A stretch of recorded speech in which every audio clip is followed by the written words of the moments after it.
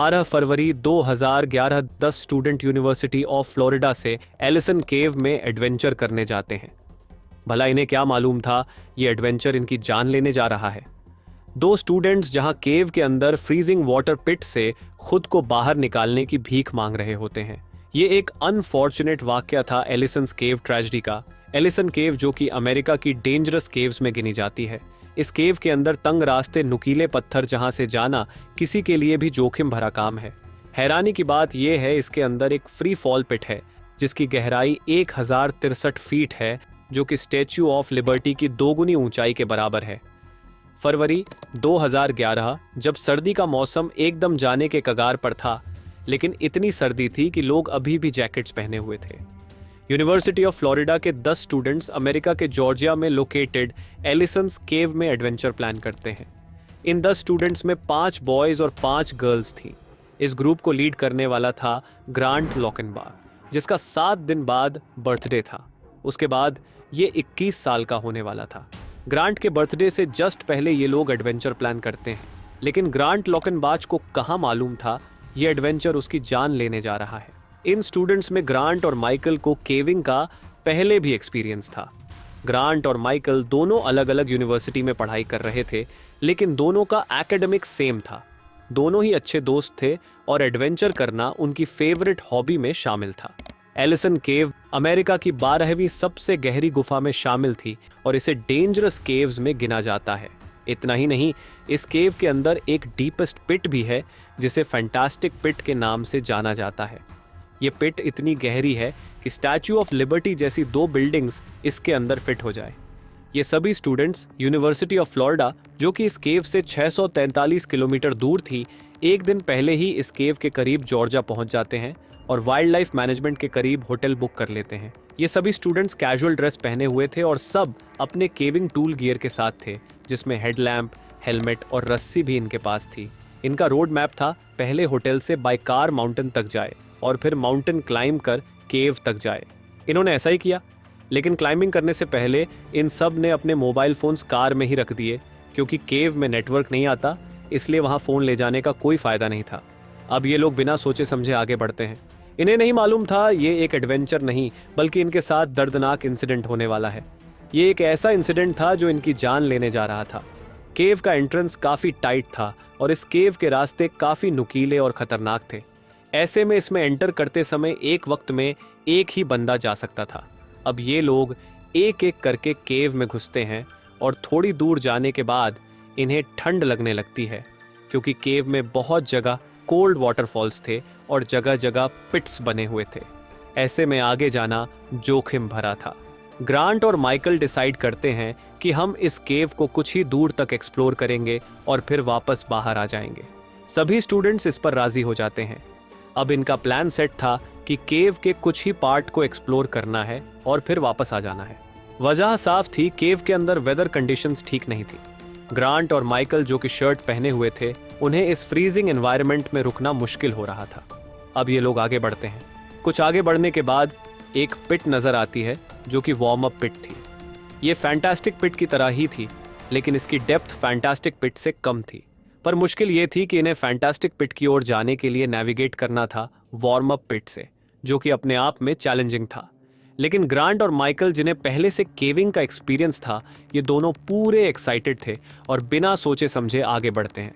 तभी इनसे इनका एक बैग गलती से छूटकर इस वार्म अप पिट में गिर जाता है।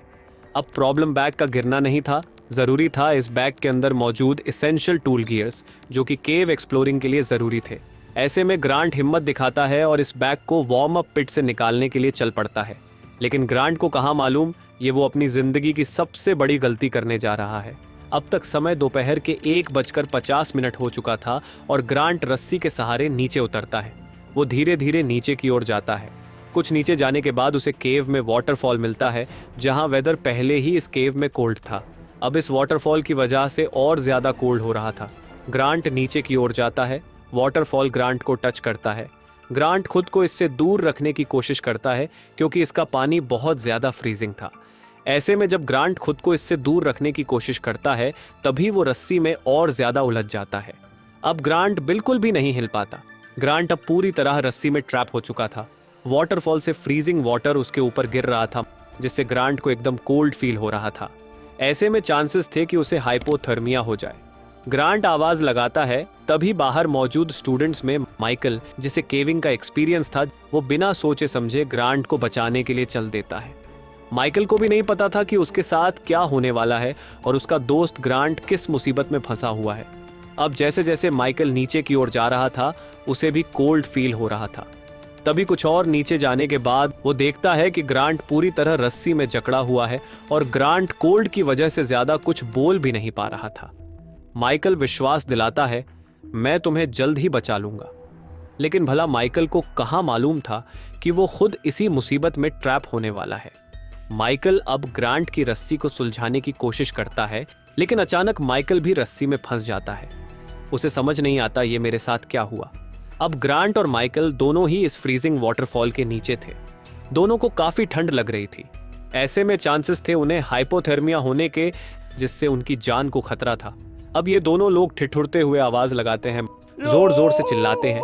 अब ऊपर खड़े लोग घबरा जाते हैं और समझ जाते हैं कि जरूर इनके साथ कुछ हुआ है। अब ऊपर खड़े स्टूडेंट्स में कुछ स्टूडेंट्स केव से बाहर जाते हैं और रेस्क्यू टीम से कांटेक्ट किया जाता है। कुछ स्टूडेंट्स यहीं केव के अंदर ही इन दोनों को मोटिवेट करते हैं, हिम्मत रखो, हिम्मत रखो, जल्द ही रेस्क्यू टीम आकर तुम्हें बचा लेगी।